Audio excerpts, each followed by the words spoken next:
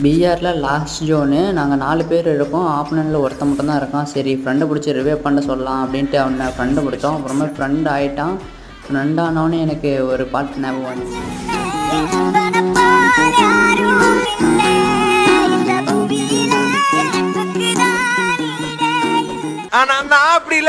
அவனுக்கு தெரியாமல் போச்சு, என்னடா சம்மந்தம் இல்லாமல் ஃப்ரெண்டை பிடிக்கிறாங்களே, ஃப்ரெண்ட் ஆகிடலான்ட்டு அவனும் ஃப்ரெண்ட் ஆகிட்டான். அவனுங்களுக்கு தெரியல நம்மளை ரிவே பண்ண வச்சு காயினை கொடுத்து அடிக்கிறாங்க அப்படின்ட்டு அவனுங்களுக்கு தெரியாமல் போச்சு.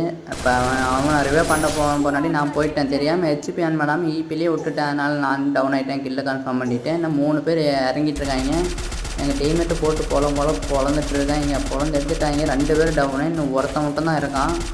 அவனையும் நம்ம இந்த ப்ரோ டான் இத்தாச்சு ப்ரோ வந்துட்டு போட்டு விட்டு அழுத்துறாரு. அவன் மேலே எதுவுமே படலை. கடைசியில் ஏதோ 2 புல்லட் அடித்து கில் எடுத்துருவார். அப்படியே வீடியோ பிடிச்சிருந்துச்சுன்னா ஒரு லைக் அண்ட் சப்ஸ்கிரைப் பண்ணிடுங்க.